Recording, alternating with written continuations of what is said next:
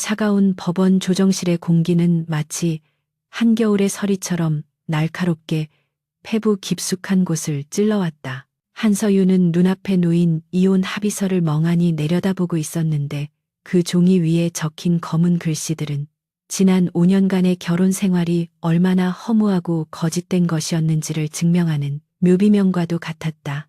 맞은편에 앉아있는 남편 박진우는 승리감에 도취된 표정으로 입가에 비열한 미소를 띠고 있었고 그 옆에 앉은 시어머니는 며느리가 빈털터리가 되어 쫓겨나는 꼴을 보며 쾌재를 부르는 듯한 눈빛을 감추지 않았다. 서윤의 손에 들린 만년필이 미세하게 떨리고 있었지만 그녀는 이를 악물고 그 떨림을 멈추려 애썼다. 그녀가 지금 당장 할 수 있는 일은 오직 이 지옥 같은 현실에서 벗어나기 위해 굴욕적인 서명을 남기는 것뿐이라는 사실이 뼈저리게 느껴졌다.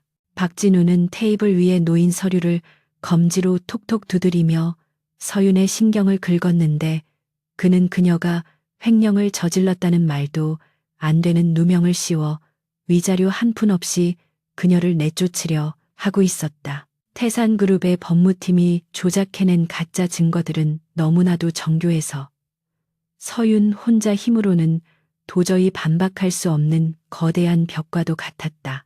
그녀가 결혼 생활 내내 헌신하며 그룹의 이미지를 위해 봉사했던 시간들은 그들에게 있어 아무런 가치도 없는 소모품에 불과했던 것이다. 시어머니는 혀를 차며 가난한 집안에서 데려온 며느리가 결국 본색을 드러냈다며 모욕적인 언사를 퍼부었지만 서윤은 그 어떤 대꾸도 하지 않은 채 그저 침묵으로 일관하며 마지막 남은 자존심을 지켜내려 했다. 마침내 서윤의 펜끝이 종이 위를 미끄러지며 서명을 마쳤고 그 순간 그녀의 가슴 속에서 무언가가 툭 하고 끊어지는 소리가 들리는 듯했다. 서류를 낚아채듯 가져간 변호사는 차가운 목소리로 이제 법적으로 남남이 되었으니 당장 집을 비워달라고 통보했는데 그들의 태도에는 일말의 인간적인 예의나 동정심조차 찾아볼 수 없었다. 서윤은 자리에서 천천히 일어나 그들 모두를 차례로 응시했는데 그녀의 눈동자는 눈물 대신 서늘한 분노로 가득 차 있었다. 박진우는 그녀의 그런 눈빛의 순간 움찔했지만 곧바로 자신의 권력을 믿고 다시 거만한 자세를 취하며 경호원들을 불러 그녀를 밖으로 끌어내라고 소리쳤다. 법원 문을 나서는 순간 살을 내는 듯한 12월의 칼바람이 서윤의 얇은 코트깃을 파고들며 그녀의 온몸을 휘감았다. 그녀에게 허락된 것은 낡은 여행용 캐리어 하나뿐이었는데 그 안에는 그녀가 결혼 전부터 입었던 몇 벌의 옷가지와 낡은 스케치북만이 들어있을 뿐이었다. 한때는 유망한 건축 디자이너였던 그녀가 사랑이라는 이름 아래 모든 꿈을 포기하고 선택했던 결혼은 처참한 실패로 끝이 났고 이제 그녀는 세상 한가운데 홀로 버려진 낙오자가 되어 있었다. 화려한 네온 사인이 번쩍이는 서울의 거리 풍경은 그녀의 처지와는 너무나 대조적으로 활기차 보였기에 그 괴리감은 서윤을 더욱 비참하게 만들었다.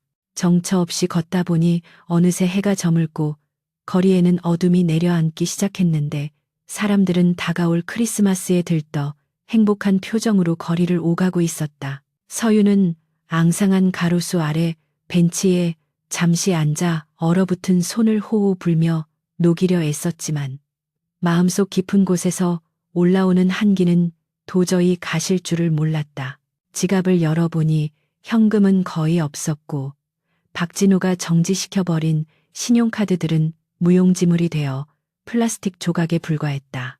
당장 오늘 밤 몸을 누일 곳조차 없는 막막한 현실이 그녀의 목을 조여왔지만 서윤은 결코 눈물을 흘리지 않겠다고 다짐하며 입술을 깨물었다. 그녀가 여기서 무너진다면 그것이야말로 박진우와 그의 가족들이 진정으로 원하는 일일 것이기 때문이었다. 다시 무거운 캐리어를 끌고 골목길로 들어선 서윤은 인적이 드문 뒷골목을 통해 조금이라도 바람을 피할 수 있는 곳을 찾으려 했다. 그때였다.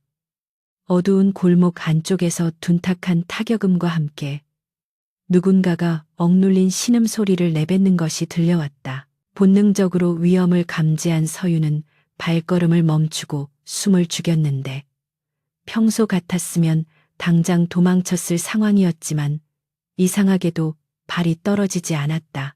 그녀는 조심스럽게 몸을 숨기고 소리가 나는 쪽을 엿보았는데 희미한 가로등 불빛 아래에서 건장한 체격의 남자 서너 명이 한 남자를 에워싸고 무자비하게 폭행을 가하고 있는 모습이 눈에 들어왔다. 쓰러져 있는 남자는 고급스러운 수트를 입고 있었지만 흙투성이가 된 채 피를 흘리고 있었고 공격하는 자들은 전문적인 훈련을 받은 듯 움직임이 예사롭지 않았다. 그들은 남자의 숨통을 끊어놓으려는 듯 치명적인 급소만을 노리고 있었는데 바닥에 쓰러진 남자는 고통 속에서도 굴복하지 않는 짐승처럼 맹렬한 기세로 저항하고 있었다. 서유는 그 남자의 눈빛을 보는 순간 심장이 덜컥 내려앉는 듯한 느낌을 받았는데 그것은 죽음의 문턱에서도 결코 꺾이지 않는 강한 생명력과 오기를 품고 있었기 때문이었다. 그 눈빛은 마치 벼랑 끝에 몰린 채 아무도 믿을 수 없게 된 지금의 서윤 자신을 비추는 거울과도 같았다. 공포심이 온몸을 지배하려 했지만 서윤의 내면 깊은 곳에 잠재되어 있던 정의감과 끓어오르는 분노가 그녀를 움직이게 만들었다. 그녀는 주변을 두리번거려 무기로 쓸만한 것을 찾았고 공사장 근처에 쌓여있던 빈 유리병과 쇠파이프 조각을 발견했다. 정면 승부로는 승산이 없다는 것을 잘 알고 있었기에 그녀는 기지를 발휘하여 근처에 주차된 낡은 트럭의 경보장치를 작동시키기로 결심했다. 서유는 있는 힘껏 돌을 던져 트럭의 유리를 맞췄고 곧이어 요란한 경보음이 조용한 골목길을 찢어 놓을 듯 울려 퍼지기 시작했다. 갑작스러운 소음에 당황한 괴한들은 경찰이 올 것을 우려하여 서로 눈빛을 교환하더니 쓰러진 남자를 향해 마지막 발길질을 하고는 어둠 속으로 재빠르게 사라졌다. 서유는 그들이 완전히 사라진 것을 확인한 후에야 떨리는 다리를 이끌고 쓰러진 남자에게로 다가갔다. 가까이서 본 남자의 상태는 생각보다 훨씬 심각했는데 이마와 복부에서 흐르는 피가 하얀 눈이 내리기 시작한 차가운 아스팔트 바닥을 붉게 물들이고 있었다. 남자는 흐릿해져가는 의식 속에서도 자신에게 다가오는 서윤을 경계하며 힘겹게 눈을 떴고 피 묻은 손을 들어 그녀의 옷자락을 꽉 움켜쥐었다. 누구냐?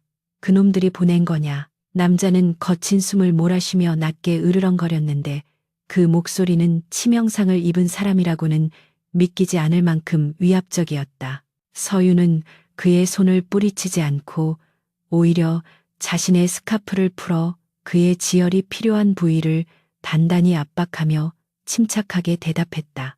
당신을 구하러 온 사람은 아니지만 죽게 내버려 둘 만큼 비정한 사람도 아니에요. 그녀의 목소리는 차분했지만 단호했고 그 말에 남자의 눈동자가 잠시 흔들리더니 이내 서윤의 얼굴을 뚫어지게 응시했다.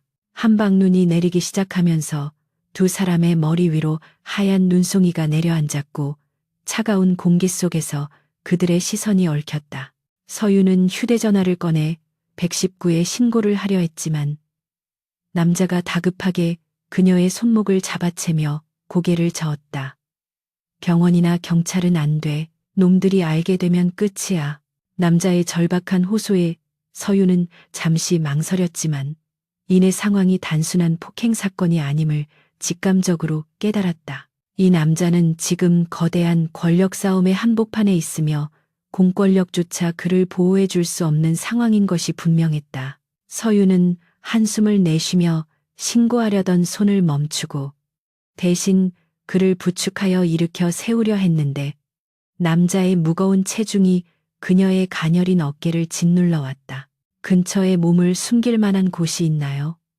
이대로 있으면 동사하거나 과다출혈로 죽어요.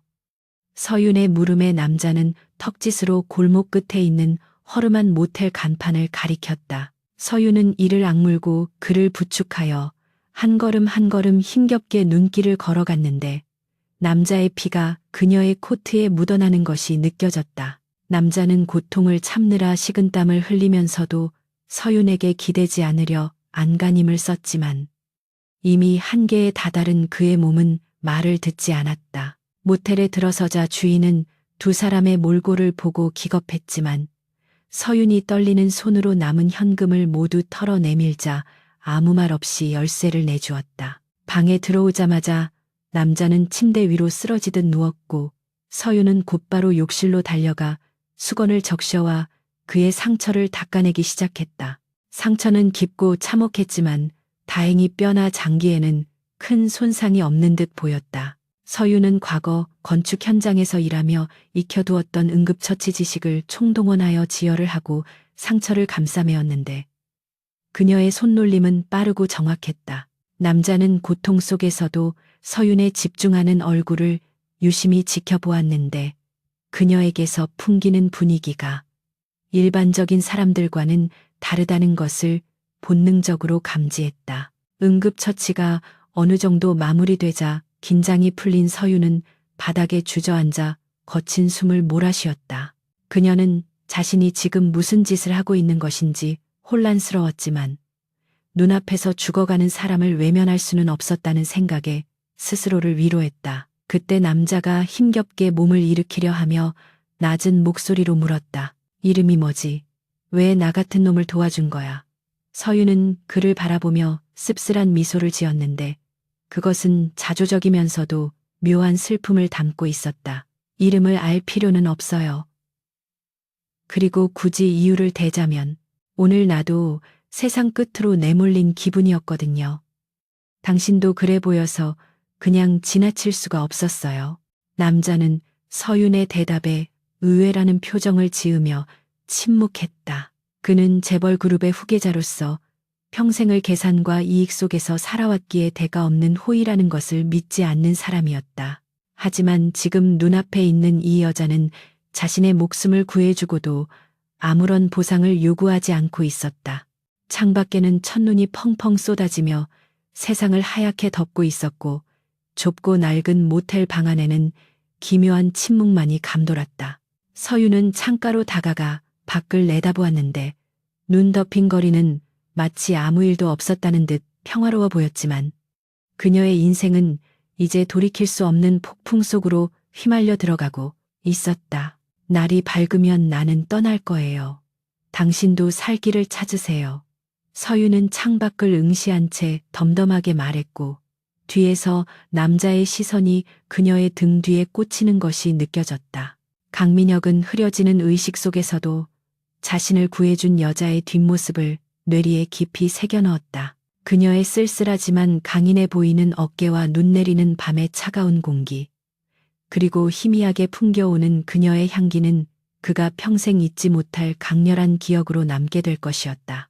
이것이 훗날 대한민국을 뒤흔들 거대한 복수극과 운명적인 사랑의 시작임을 그때는 두 사람 모두 알지 못했다. 법원에서의 그 치욕스러운 날 이후 한서윤의 삶은 가파른 내리막길을 굴러 떨어지듯 순식간에 나락으로 곤두박질 쳤다. 대한민국 굴지의 건설사 회장 며느리라는 화려한 타이틀은 신기루처럼 사라졌고 그녀에게 남은 것은 통장 잔고 영원이라는 비참한 현실과 배신감으로 얼룩진 상처뿐이었다.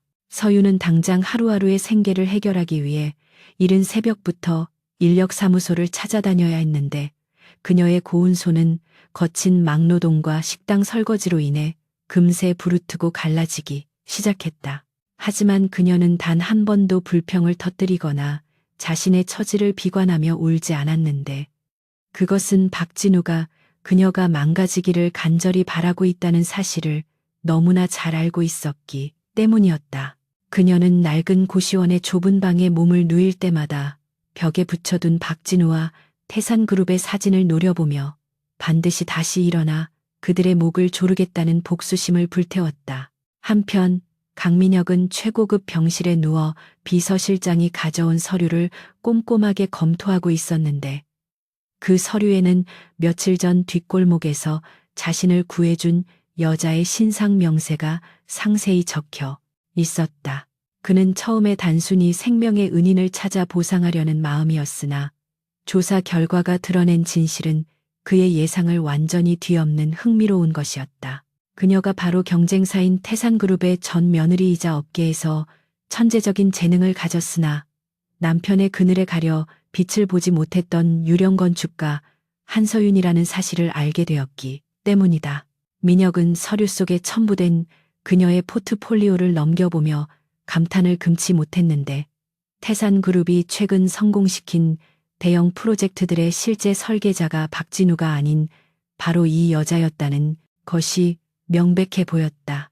강민혁의 입가에 서늘한 미소가 번졌는데 그는 직감적으로 그녀가 자신의 위태로운 경영권 승계 전쟁에서 판도를 뒤집을 수 있는 결정적인 히든 카드가 될 것임을 깨달았다. 며칠 뒤 매서운 칼바람이 몰아치던 어느 늦은 밤, 서유는 식당 일을 마치고 지친 몸을 이끌며 고시원으로 향하고 있었다. 온종일 찬물에 손을 담그고 있었던 탓에 손가락 마디마디가 끊어질 듯 아려왔고 얇은 코트 하나로는 뼛속까지 파고드는 한기를 막아내기에 역부족이었다.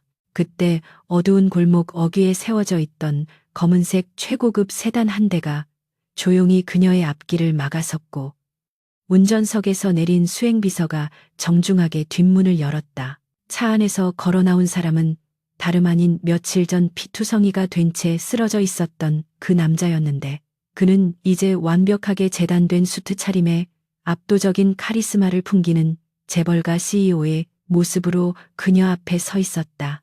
서유는 그를 알아보았지만 애써 모른 척하며 지나치려 했으나 남자의 낮고 위압적인 목소리가 그녀의 발목을 붙잡았다. 강민혁은 도망치듯 멀어지려는 서윤의 뒷모습을 향해 태산그룹 박진우 사장이 전철을 업계에서 영구히 매장시키기 위해 어떤 더러운 공작을 펼치고 있는지 알고 있느냐고 차갑게 물었다. 그 말은 서윤의 가장 아픈 영린을 건드렸고 그녀는 감전된 듯 그 자리에 멈춰서서 천천히 뒤를 돌아보았다. 민혁은 그녀의 흔들리는 눈동자를 놓치지 않고 다가가며 자신이 누구인지 그리고 왜 그녀를 찾아왔는지에 대해 단도직입적으로 털어놓기 시작했다. 그는 자신을 KD그룹의 총괄 CEO 강민혁이라고 소개하며 당신이 구해준 목숨값을 갚으러 온 것이 아니라 서로의 필요에 의한 거래를 제안하러 왔다고 말했다. 서유는 KD그룹이라는 말에 놀라움을 감추지 못했는데 그곳은 태산그룹과 건설업계 일, 2위를 다투는 최대의 라이벌 기업이었기 때문이었다.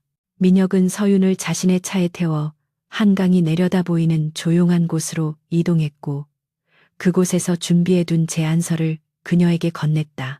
그것은 일종의 계약 결혼 합의서였는데 내용인즉슨 민혁이 그룹 내 경영권 방어를 위해 시급히 필요한 안정적인 배우자 역할을 서윤이 수행해주는 대신 민혁은 그녀에게 태산 그룹을 무너뜨릴 수 있는 자본과 권력을 제공하겠다는 것이었다. 민혁은 현재 계모와 이복 동생의 견제로 인해 경영권 승계에 어려움을 겪고 있었고 할아버지인 회장의 유언에 따라 가정을 꾸려야만 지분을 온전히 상속받을 수 있는 상황이었다. 그는 사랑 따위의 불필요한 감정 소모 없이 비즈니스 파트너로서 완벽하게 역할을 수행해줄 지적이고 냉철한 여자가 필요했고 서윤이 바로 적임자라고 판단했던 것이다. 서윤은 제안서를 덮으며 헛웃음을 지었는데 그녀는 이미 한 번의 결혼으로 인생이 망가진 상태에서 또다시 누군가의 필요에 의해 이용당하는 결혼을 할 생각은 추호도 없었다. 그녀는 민혁을 똑바로 응시하며 자신은 더 이상 누군가의 트로피 와이프나 그림자로 살고 싶지 않으며 억만금을 준다 해도 영혼 없는 인형 노릇은 사양하겠다고 단호하게 거절했다. 그리고 차문을 열고 나가려는데 민혁이 다시 한번 그녀를 멈춰 세우며 당신이 잃어버린 건축가로서의 커리어와 명예를 되찾아 주겠다고 제안했다. 단순히 돈으로 보상하는 것이 아니라 그녀가 박진우에게 빼앗겼던 모든 설계의 저작권을 되찾고 그녀의 이름으로 된 건축 사무소를 세워주겠다는 파격적인 조건이었다. 그 말에 서윤의 마음이 흔들리기 시작했는데 그것은 그녀가 그토록 갈망하던 꿈이자 박진우가 짓밟아버린 그녀의 정체성이었기 때문이었다. 민혁은 그녀의 갈등하는 표정을 읽고 회기를 박듯 박진우가 훔쳐간 당신의 설계 도면으로 태산그룹이 이번 신도시 입찰에 참여할 예정이라는 정보를 흘렸다. 서윤의 눈빛이 순식간에 매섭게 변했고 그녀의 주먹이 하얗게 질릴 정도로 꽉 쥐어졌는데 그것은 더 이상 참을 수 없는 분노의 표출이었다. 그녀는 자신이 밤을 새워가며 만들었던 피와 땀의 결실이 또다시 그 비열한 남자의 성공을 위해 쓰인다는 사실을 도저히 용납할 수 없었다. 서윤은 깊은 숨을 내쉬며 민혁을 향해 고개를 돌렸고 그녀의 눈빛은 이전과는 전혀 다른 결의의 찬빛을 띠고 있었다. 좋아요, 당신의 제안을 받아들이죠. 하지만 조건이 있어요. 나는 단순히 당신의 옆자리를 채우는 장식품이 되지 않을 겁니다. 서윤은 또렷하고 강단 있는 목소리로 역제안을 시작했는데 그녀는 민혁과 동등한 위치의 파트너로서 대우해 줄 것을 요구했다. 그녀는 자신이 가진 건축적 재능과 태산그룹 내부 사정에 대한 정보를 이용하여 민혁의 사업을 도울 것이며 그 대가로 민혁은 그녀가 박진우를 파멸시키는 데 필요한 모든 수단을 제공해야 한다고 묻박았다. 또한 대외적으로는 인꼬 부부를 연기하겠지만 사적인 생활에는 일절 간섭하지 않으며 계약 기간이 끝나면 깨끗하게 남남으로 돌아간다는 조항을 추가했다. 민혁은 당돌하면서도 지적인 그녀의 태도에 묘한 매력을 느꼈고 그녀가 자신의 예상을 뛰어넘는 그릇을 가진 여자임을 확신했다.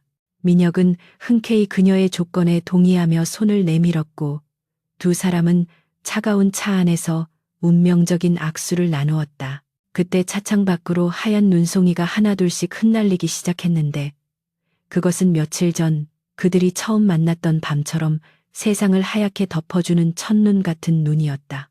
민혁은 서윤을 바라보며 앞으로 닥쳐올 가시밭길을 예고하듯 경고했지만 서윤은 이미 지옥을 보고 온 사람처럼 두려움 없는 미소를 지어 보였다. 그녀는 이제 더 이상 잃을 것이 없는 사람만이 가질 수 있는 무모함과 용기로 무장하고 있었고 강민혁이라는 강력한 검을 손에 쥐게 된 이상 망설일 이유가 없었다. 이 계약은 단순한 결혼이 아니라 거대한 전쟁의 서막을 알리는 신호탄과도 같았다. 다음 날부터 서윤의 변신은 속전속결로 진행되었는데 민혁은 그녀를 자신의 펜트하우스로 데려가 최고급 전문가들을 붙여주었다. 그녀의 거칠어진 피부를 관리하고 낡은 옷 대신 명품 드레스와 정장으로 옷장을 채웠지만 가장 중요한 변화는 그녀의 내면에서 일어나고 있었다. 서윤은 민혁이 제공한 방대한 양의 기업 자료와 재계 인사들의 프로필을 밤새워가며 숙지했고 KD그룹의 안주인으로서 갖춰야 할 매너와 화법을 완벽하게 익혀나갔다. 그녀의 습득 속도는 놀라울 정도로 빨랐는데 그것은 생존 본능과 복수심이 만들어낸 초인적인 집중력 덕분이었다. 민혁은 가끔 서재에서 늦은 밤까지 공부하는 서윤의 모습을 지켜보며 그녀가 원석에서 다이아몬드로 다듬어져 가는 과정에 경이로움을 느꼈다. 어느 날 저녁 민혁은 서윤을 데리고 최고급 레스토랑에서 식사를 하며 앞으로 있을 첫 번째 공식 일정에 대해 설명했다. 그것은 재계의 주요 인사들이 모두 모이는 자선 경매 행사였는데 공교롭게도 그 자리에는 박진우와 그의 새로운 아내도 참석할 예정이었다.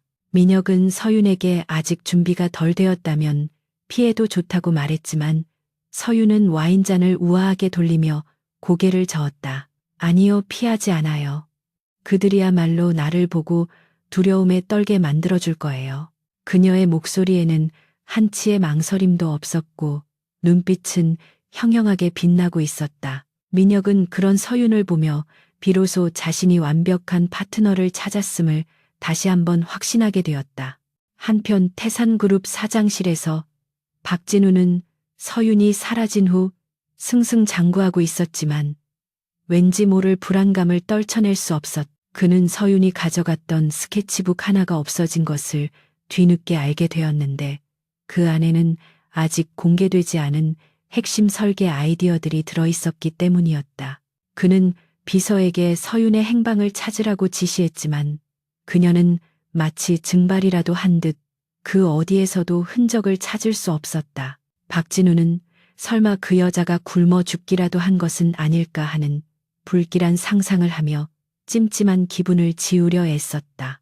그가 안락한 의자에 앉아 거만하게 다리를 꼬고 있을 때 서유는 이미 그의 목을 겨눌 칼날을 날카롭게 갈며 어둠 속에서 그를 지켜보고 있다는 사실을 꿈에도 모른 채 말이다. 자선 경매 당일 서유는 민혁이 선물한 짙은 네이비색의 드레스를 입고 전신 거울 앞에 섰다. 거울 속에 비친 여자는 몇 주 전 설거지를 하며 울음을 삼키던 초라한 여자가 아니었다. 그녀의 등은 곧게 펴져 있었고 표정은 차갑지만 우아했으며 온몸에서는 범접할 수 없는 기품이 흘러넘쳤다. 민혁이 방으로 들어와 그녀의 모습을 보고 잠시 말을 잇지 못할 정도로 그녀는 완벽하게 아름다웠다. 민혁은 신사적으로 팔을 내밀며 에스코트를 청했고 서유는 그의 팔에 손을 얹으며 깊은 숨을 내쉬었다. 이제 문을 열고 나가는 순간 그녀는 한서윤이라는 이름을 지우고 KD그룹의 약혼녀이자 미래의 안주인으로서 전장에 발을 내딛는 것이었다. 리무진이 행사장 입구에 도착하자 수많은 취재진의 카메라 플래시가 번개처럼 터지기 시작했다.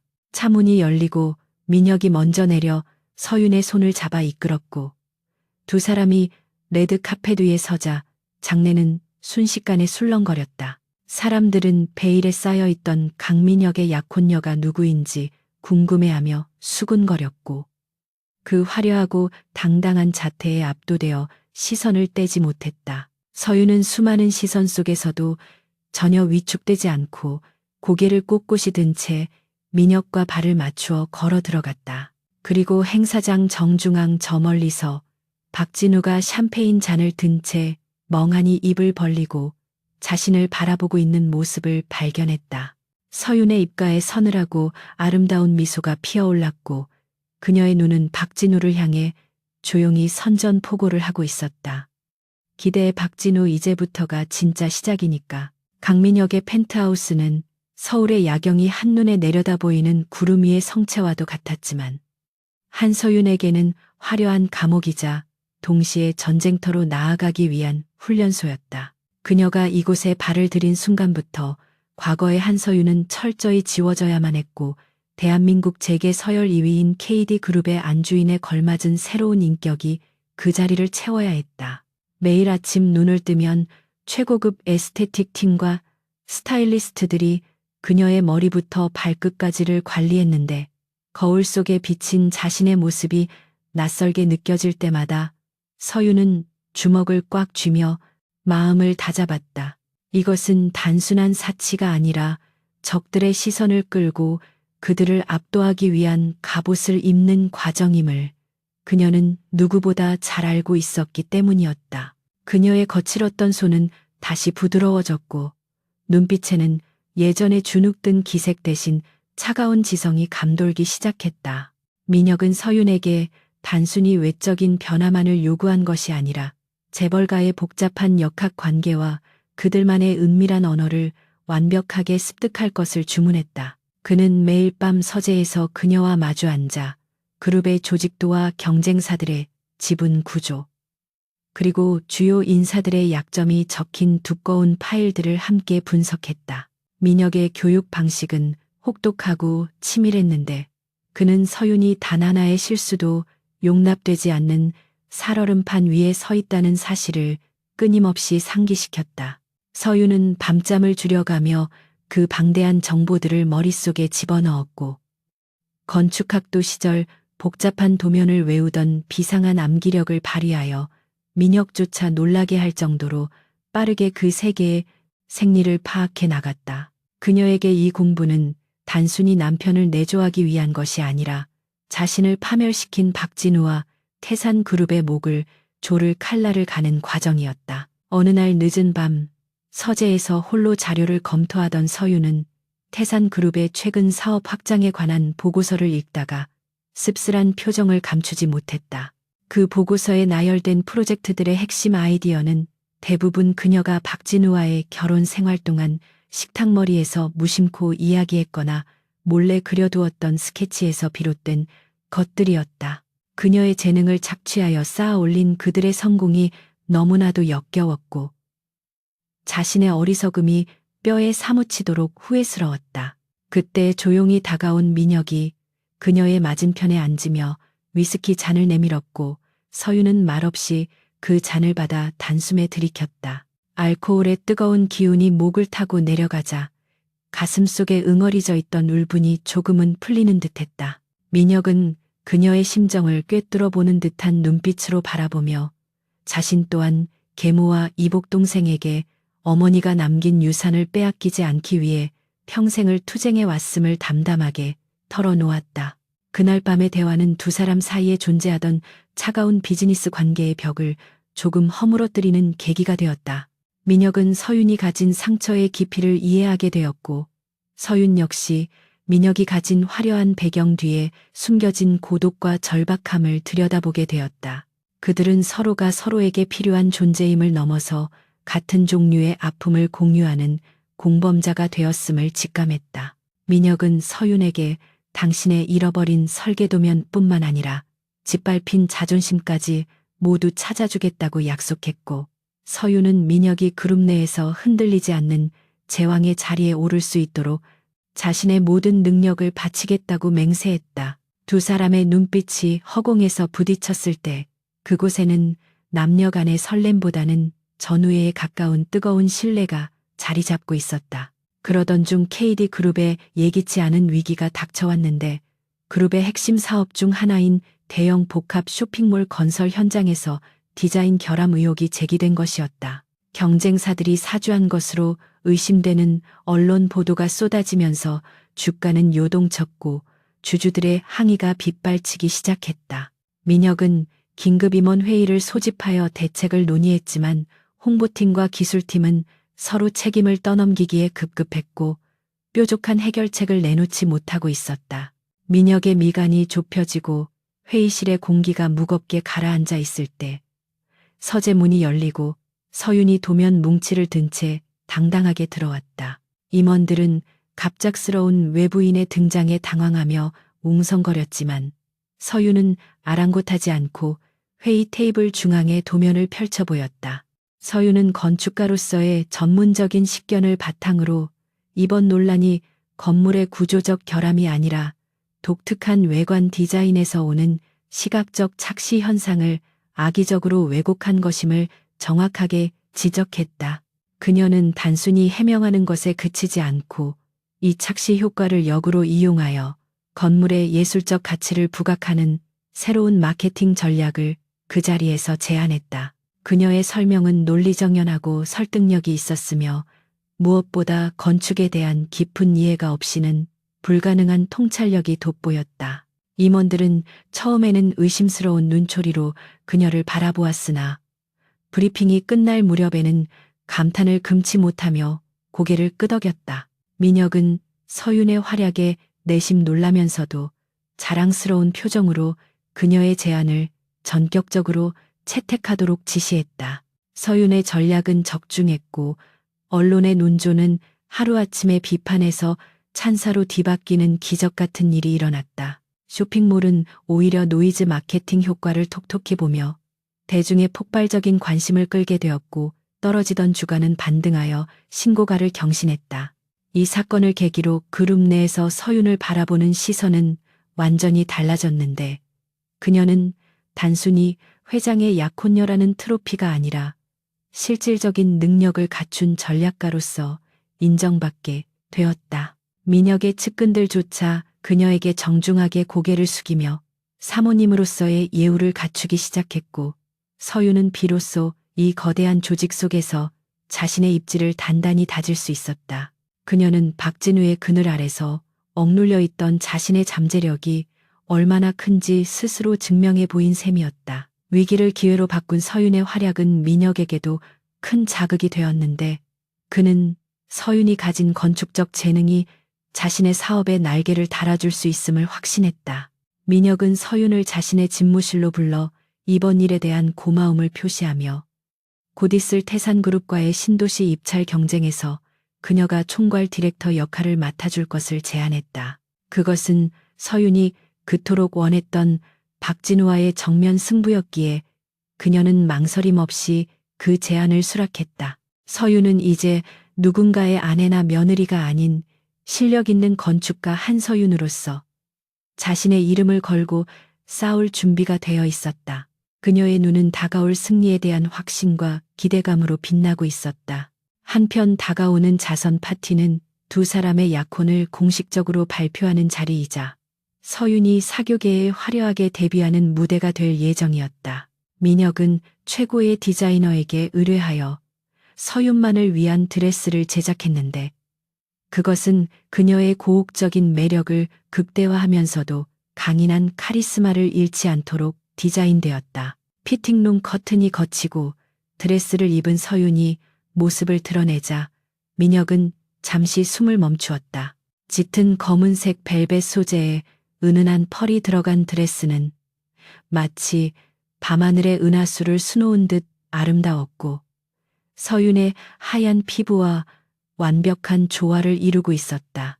거울 속에 비친 여자는 더 이상 상처받은 피해자가 아니라 세상을 발 아래 둘 여왕의 자태를 하고 있었다. 파티 당일이 되자 민혁은 서윤에게 가문의 상징인 사파이어 목걸이를 직접 걸어주며 그녀의 어깨를 감싸 안았다.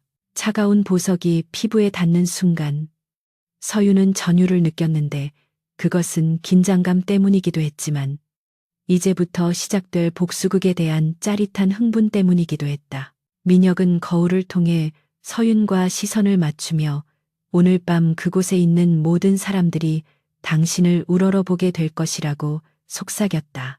서윤은 그 말에 고개를 끄덕이며 깊은 숨을 내쉬었고 그녀의 눈빛은 그 어느 때보다 차갑고 단단해져 있었다. 이제 그녀는 박진우가 씌워놓은 오명의 굴레를 벗어던지고 그가 감히 넘볼 수 없는 위치에서 그를 내려다보며 심판할 준비를 마친 것이다.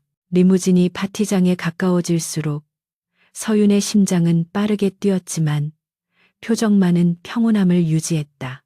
차창 밖으로 스쳐 지나가는 서울의 풍경은 그녀가 쫓겨나던 그날 밤과 다를 바 없었지만 차 안에 앉아있는 그녀는 완전히 다른 사람이 되어 있었다. 민혁이 그녀의 손을 부드럽게 잡으며 무언의 응원을 보냈고 서윤은 그의 손을 마주 잡으며 마음의 안정을 찾았다. 두 사람은 서로의 온기를 통해 용기를 얻었고 함께라면 그 어떤 적도 두렵지 않다는 믿음을 공유했다. 잠시 후 차가 멈추고 문이 열리면 그들은 수많은 가면을 쓴 사람들이 기다리고 있는 전장으로 걸어 들어갈 것이고 그곳에서 가장 화려하고 위험한 춤을 추게 될 것이었다. 행사장 입구에는 이미 수많은 인파와 취재진이 장사진을 이루고 있었고 태산그룹의 박진우 역시 자신의 세력을 과시하며 그곳에 도착해 있었다. 그는 전처가 어떻게 되었는지 까맣게 모른 채 자신의 성공을 자축하며 거만한 태도로 사람들과 인사를 나누고 있었다. 하지만 곧이어 등장할 강민혁과 그의 베일에 쌓인 약혼녀가 파티의 주인공이 되어 모든 스포트라이트를 독차지하게 될 것이라는 사실을 그는 꿈에도 짐작하지 못했다. 서윤은 차에서 내리기 직전 마지막으로 매무새를 다듬으며 거울 속에 자신에게 최면을 걸듯 속삭였다. 절대 흔들리지 말 것, 그리고 절대 자비심을 갖지 말 것. 그녀의 복수는 이제 막이 올랐고 그 첫 번째 무대는 바로 오늘 밤 이 화려한 파티장이 될 것이었다. 서울 도심 한복판에 위치한 최고급 호텔의 그랜드 볼룸은 오늘 밤 대한민국 상류 사회의 가장 뜨거운 시선이 집중된 곳이었다. 자선 모금이라는 명목 아래 정재계의 거물들과 유명 인사들이 한자리에 모이는 이 연회는 단순한 사교의 장을 넘어 보이지 않는 권력의 암투가 벌어지는 전쟁터와 다름없었다. 화려한 샹들리에가 쏟아내는 빛 아래 최고급 드레스와 턱시도를 입은 사람들은 샴페인 잔을 부딪히며 우아한 미소를 짓고 있었지만 그들의 눈빛은 서로를 탐색하느라 분주하게 움직였다. 특히 오늘 밤은 경쟁 관계에 있는 KD그룹의 강민혁 대표가 공식적으로 자신의 약혼녀를 공개하겠다고 예고한 자리였기에 장내의 긴장감은 그 어느 때보다 팽팽하게 당겨져 있었다. 호텔 입구에 길게 늘어선 리무진 행렬 사이에서 강민혁의 전용 차량이 멈춰서자 대기하고 있던 수많은 취재진의 카메라 플래시가 일제히 터지며 밤하늘을 하얗게 밝혔다. 수행원들이 달려와 문을 열자 강민혁이 먼저 내려 냉철하고 기품 있는 자태로 주변을 둘러본 뒤 차 안으로 손을 내밀었다. 그의 손을 잡고 모습을 드러낸 한서윤은 그야말로 오늘 밤의 여왕이라 불리기에 손색이 없는 압도적인 아름다움을 뽐내고 있었다. 칠흑 같은 어둠을 머금은 벨벳 드레스는 그녀의 하얀 피부를 더욱 돋보이게 했고 목에서 영롱하게 빛나는 사파이어는 그녀의 고고한 눈동자와 닮아 있었다. 서윤은 쏟아지는 플래시 세례에 잠시 눈이 부셨지만 이내 호흡을 가다듬고 고개를 꼿꼿이 세우며 민혁의 팔에 자신의 팔을 감았다. 과거 박진우의 아내로 살던 시절에는 언제나 남편의 뒤에 한 걸음 물러서서 그림자처럼 존재해야 했지만 지금은 당당히 주연으로서 레드 카펫을 밟고 있었다. 그녀의 등장은 장내에 있던 사람들의 시선을 단숨에 사로잡았고 곳곳에서 탄성과 수군거림이 동시에 터져 나왔다. 누구인지 알 수 없지만 범접할 수 없는 귀족적인 아우라를 풍기는 그녀의 정체에 대해 사람들은 온갖 추측을 쏟아내며 호기심을 감추지 못했다. 서윤은 그들의 시선을 즐기듯 여유로운 미소를 띠며 행사장 안으로 발걸음을 옮겼다. 한편 연회장 안쪽에서는 태산그룹의 박진우가 거만한 표정으로 주변 사람들에게 자신의 무용담을 늘어놓으며 승리감에 도취되어 있었다.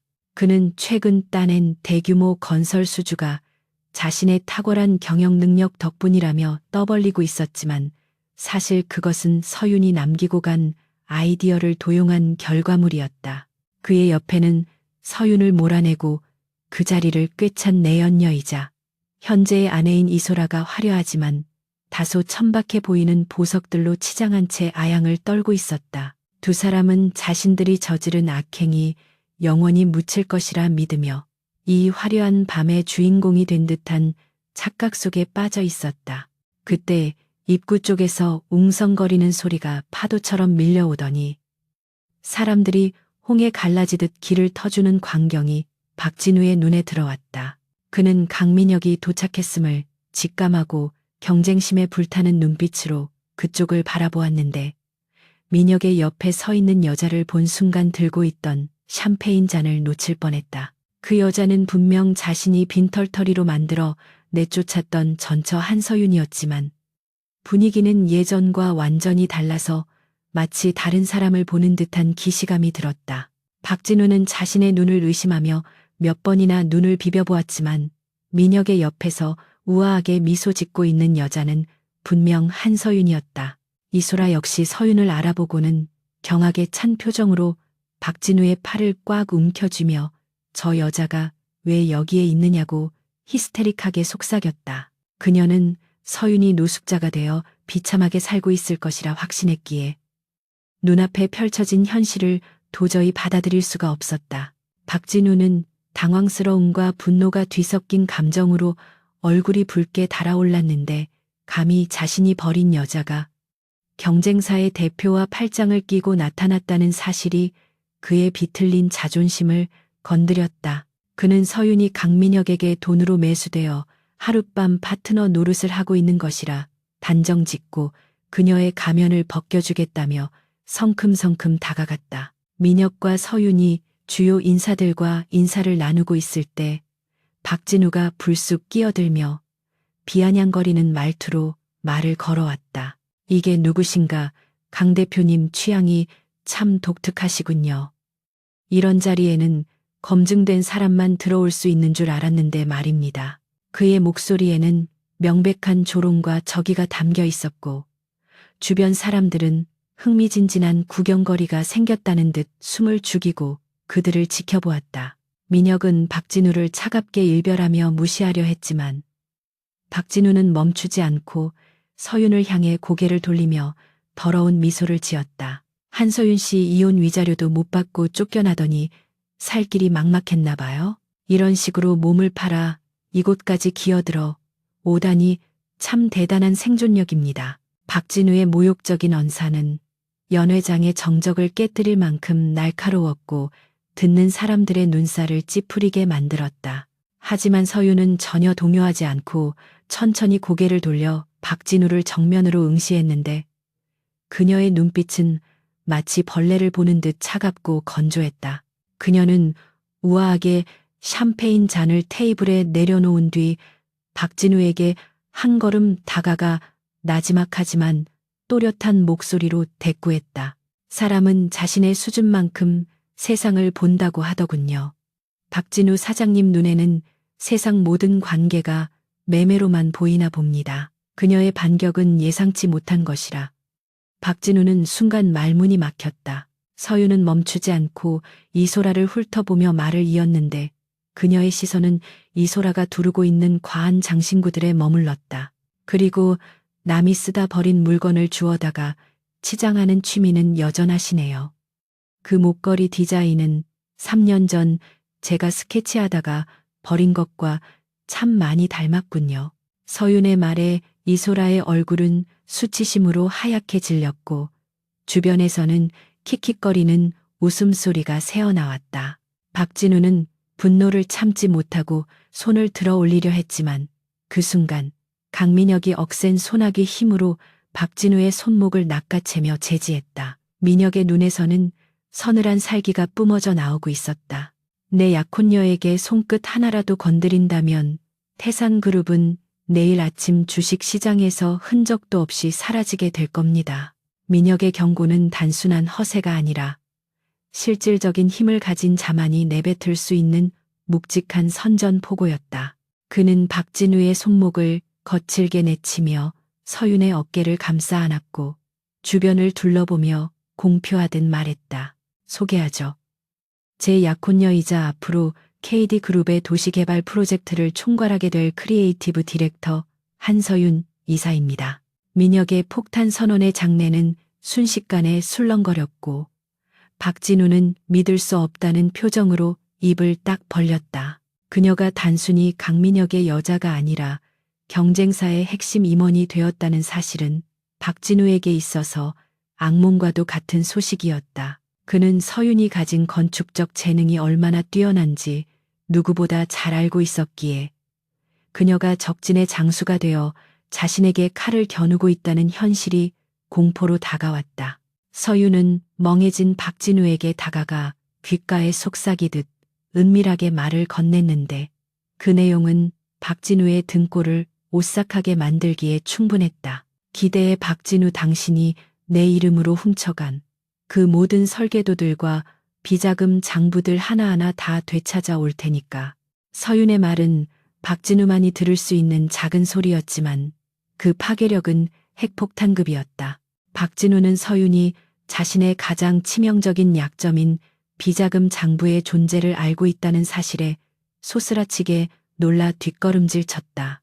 그는 공포에 질린 눈으로 서윤을 바라보았지만 그녀는 이미 그에게서 흥미를 잃은 듯 민혁을 향해 부드러운 미소를 지으며 돌아섰다. 서윤과 민혁은 패배감에 젖은 박진우를 뒤로하고 유유히 연회장 중앙으로 걸어 나갔는데 그 뒷모습은 너무나 완벽한 한 쌍의 포식자와 같았다. 때마침 오케스트라의 연주가 왈츠곡으로 바뀌고 민혁은 서윤에게 정중하게 춤을 청했다.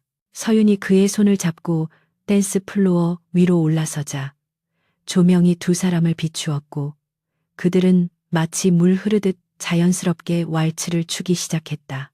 민혁의 리드에 맞춰 서윤이 우아하게 회전할 때마다 그녀의 드레스 자락이 꽃잎처럼 흩날렸고 사람들은 그 아름다운 광경에 홀린 듯 바라보았다. 춤을 추는 동안 민혁은 서윤의 귓가에 완벽했어.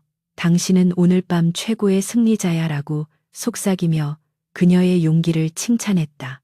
서윤은 민혁의 어깨에 손을 얹은 채 그의 눈을 바라보며 희미하게 웃었지만 그녀의 마음속은 복잡한 감정들이 소용돌이치고 있었다. 박진우를 향한 복수의 서막을 성공적으로 열었다는 쾌감과 동시에 이제는 정말로 돌아올 수 없는 강을 건넜다는 비장함이 그녀를 감싸고 있었다. 그녀는 민혁의 단단한 품 안에서 잠시나마 안도감을 느꼈지만 이 평화가 폭풍 전야의 고요함이라는 것을 잘 알고 있었다. 박진우는 결코 쉽게 물러날 위인이 아니며 궁지에 몰린 쥐가 고양이를 물듯 더 비열하고 잔인한 방법으로 반격해 올 것이 분명했다. 춤이 끝나고 두 사람이 무대에서 내려오자 재계의 유력 인사들이 앞다투어 그들에게 다가와 인사를 건넸다. 그들은 서윤의 아름다움과 지성의 찬사를 보내며 KD그룹과의 협력을 제안했고 서윤은 그들과 능숙하게 대화를 나누며 자신의 입지를 넓혀 나갔다. 멀리서 이 광경을 지켜보던 박진우는 분노로 몸을 떨며 샴페인 잔을 바닥에 내동댕이 쳤고 파편이 튀며 주변 사람들이 비명을 질렀다. 그는 경호원들의 제지를 뿌리치며 연회장을 빠져나갔지만 그의 눈에는 서윤을 향한 살기 어린 증오가 이글거리고 있었다. 그날 밤 서윤은 민혁과 함께 펜트하우스로 돌아오는 차 안에서 창밖의 풍경을 바라보며 깊은 생각에 잠겼다. 화려했던 파티의 불빛들은 뒤로 사라지고 다시금 차가운 도시의 어둠이 그들을 맞이하고 있었다. 민혁은 지쳐 보이는 서윤의 손을 조용히 잡아주었고 서윤은 그 손길에서 말로 표현할 수 없는 위로를 받았다. 두 사람은 아무 말도 하지 않았지만 서로의 체온을 통해 앞으로 다가올 거친 파도를 함께 헤쳐나갈 것을 다짐하고 있었다. 이제 전쟁은 시작되었고 승리하지 못하면 죽음뿐이라는 냉혹한 현실이 그들 앞에 놓여 있었다. 서윤은 민혁의 손을 마주 잡으며 마음속으로 굳게 맹세했다. 자신의 존엄을 짓밟은 자들에게 철저한 응징을 내리고 빼앗긴 모든 것을 되찾아 오겠노라고. 그리고 언젠가 이 계약이 끝나는 날 홀로 설 수 있는 진정한 강자가 되어 민혁의 곁을 떠나거나 혹은 그와 대등한 위치에서 다시 마주하겠노라고 다짐했다. 차가운 밤 공기 속에서도 서윤의 눈빛은 별처럼 빛나고 있었고 그것은 그녀가 더 이상 누군가의 희생양이 아님을 증명하는 증거였다. 집에 도착한 서윤은 화장을 지우고 거울 앞에 앉아 자신의 민낯을 들여다보았다. 화려한 가면을 벗은 그녀의 얼굴에는 피로가 역력했지만 눈빛만은 그 어느 때보다 살아있었다. 그녀는 서랍 깊숙한 곳에서 낡은 USB 하나를 꺼내 들었는데 그것은 박진우가 그토록 두려워하던 비자금 관련 자료의 원본이었다. 서윤은 USB를 손에 쥐고 서늘한 미소를 지으며 중얼거렸다. 박진우, 이건 시작에 불과해. 네가 쌓아 올린 모래성을 내 손으로 하나하나 무너뜨려 줄게. 창밖에는 다시 눈이 내리기 시작했고 하얀 눈송이들은 도시의 더러움을 덮어주려는 듯 소리 없이 쌓여갔다. 하지만 서윤의 가슴 속에 타오르는 복수의 불길은 그 차가운 눈으로도 결코 끌 수 없는 것이었다. 그녀는 내일 아침이 밝으면 태산그룹을 향한 본격적인 공격을 시작할 계획을 세우며 잠자리에 들었다. 폭풍우가 몰아치기 전의 고요함 속에서 그녀는 전사가 되어 꿈속에서도 칼을 갈고 있었다. 자선 파티의 화려한 여운이 채 가시기도 전에 다음 날 아침 대한민국 인터넷 포털 사이트는 한서윤에 대한 악의적인 찌라시들로 도배가 되어 있었다. 박진우가 동원한 언론 플레이는 실로 교묘하고도 악랄했는데 그는 익명의 제보자를 내세워 서윤이 과거 사치와 향락을 일삼다 빚을 지고 쫓겨난 타락한 여자라는 허위 사실을 유포했다. 심지어 강민혁에게 접근하기 위해 의도적으로 사고를 위장했다는 소설 같은 이야기까지 덧붙여져 대중의 호기심을 자극하고 비난 여론을 조성하려 했다. KD그룹 본사 로비에 들어서는 서윤을 향해 직원들은 수군거리며 의심 섞인 눈초리를 보냈지만 그녀는 마치 아무것도 보이지 않는다는 듯 흔들림 없는 자세로 엘리베이터에 올랐다. 그녀의 당당한 발걸음 소리만이 차가운 대리석 바닥에 울려 퍼졌는데 그것은 거짓된 소문 따위가 결코 자신의 존엄을 훼손할 수 없다는 무언의 항변과도 같았다. 대표이사실의 문을 열고 들어갔을 때 강민혁은 분노를 참지 못하고 비서실장에게 고함을 치며 법무팀을 총동원해 당장 고소를 진행하라고 지시하고 있었다. 그의 얼굴은 붉게 상기되어 있었고 넥타이는 거칠게 풀어헤쳐진 상태였는데 평소 냉철하던 그가 이토록 감정을 드러내는 것은 극히 드문 일이었다. 민혁은 서윤이 들어오는 것을 보자마자 자리에서 일어나 그녀에게 다가오며 괜찮으냐고 물었는데 그의 눈빛에는 걱정과 미안함이 가득 담겨 있었다. 서윤은 오히려 차분하게 미소를 지으며 민혁을 진정시켰는데 그녀는 박진우가 이런 저급한 수를 쓸 것이라는 사실을 이미 예상하고 있었기 때문이었다. 그녀는 민혁의 손에 따뜻한 커피잔을 쥐어주며 지금 감정적으로 대응하는 것은 박진우가 원하는 대로 말려드는 꼴이라고 냉정하게 조언했다. 서윤은 자신의 가방에서 두툼한 서류 봉투 하나를 꺼내 테이블 위에 올려놓았는데 그것은 그녀가 박진우와 살면서 틈틈이 모아두었던 태산그룹의 이중 장부 사본과 차명 계좌 내역이었다. 그녀는 결혼 생활 동안 박진우가 자신을 투명인간 취급하며 안심하고 방치해둔 탓에 집안 금고와 서재에 있던 기밀 서류들에 접근할 수 있었고 그 모든 것을 꼼꼼하게 기록해 두었다.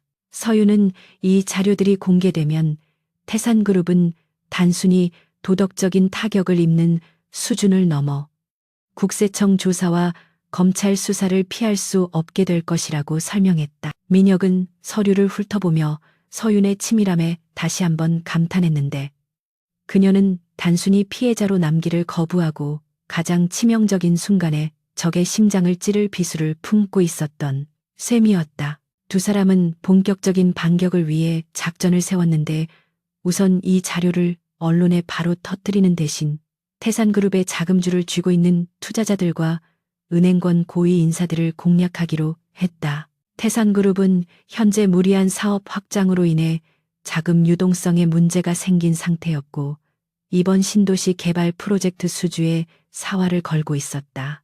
서윤과 민혁은 그 약점을 파고들어 태산그룹의 대출 만기 연장을 막고 투자자들을 KD그룹 쪽으로 회유하는 고도의 심리전을 펼치기 시작했다.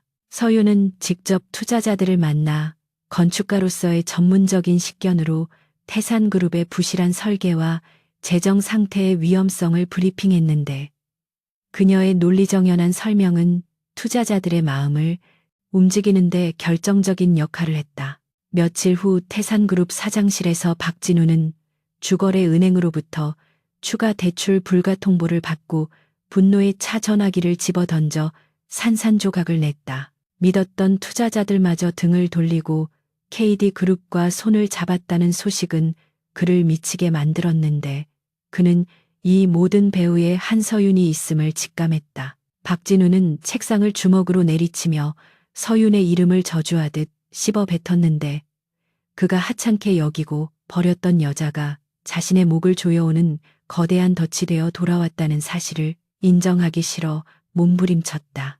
궁지에 몰린 박진우는 이성을 잃고 비서에게 당장 어둠의 세계에 있는 해결사들을 알아보라고 지시했는데 그는 이제 합법적인 방법으로는 서윤을 이길 수 없다고 판단하고 극단적인 선택을 하려 하고 있었다.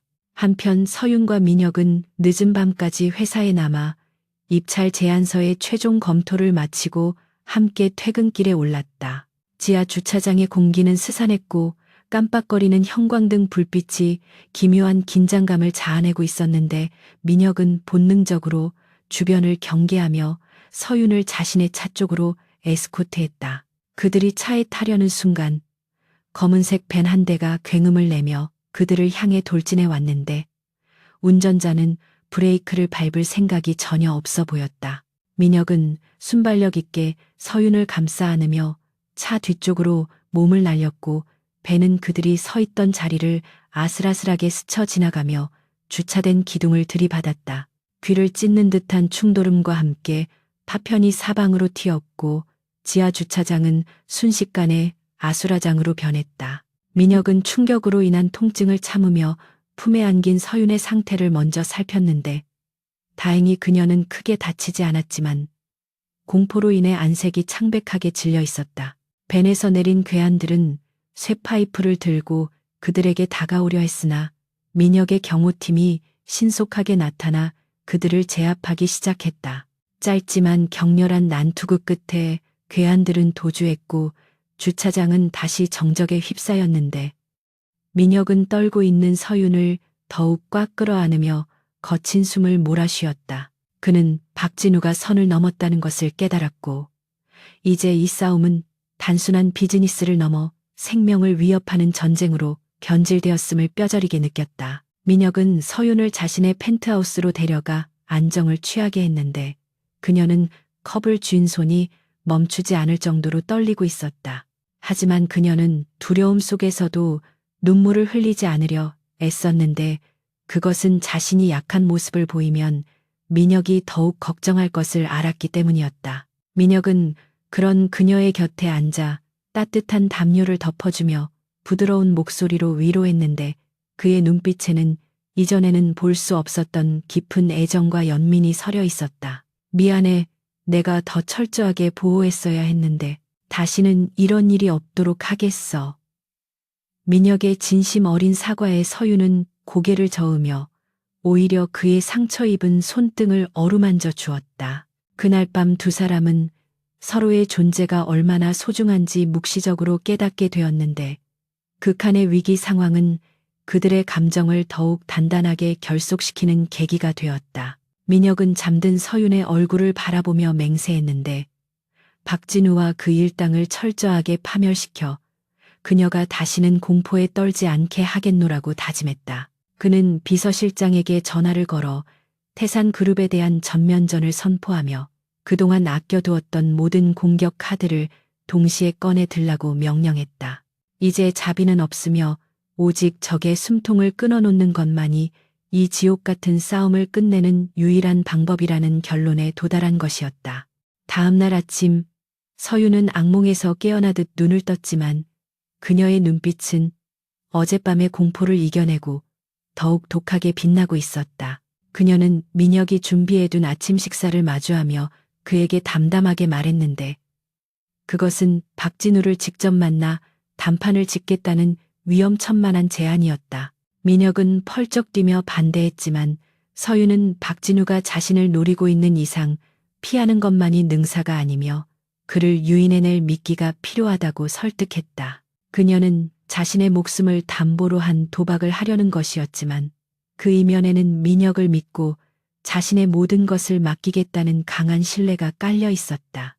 결국 민혁은 그녀의 고집을 꺾지 못하고 대신 철통 같은 보안을 약속하며 그녀의 계획에 동의할 수밖에 없었다. 서윤은 박진우에게 전화를 걸어 단둘이 만날 것을 제안했고 박진우는 덫인 줄 알면서도 그녀를 제거할 기회라고 생각하여 승낙했다. 약속 장소는 인적이 드문 외곽의 폐공장이었는데 그곳은 과거 태산그룹이 불법으로 폐기물을 매립하려다 중단된 곳으로 두 사람의 악연을 상징하는 듯 음산한 분위기를 풍기고 있었다.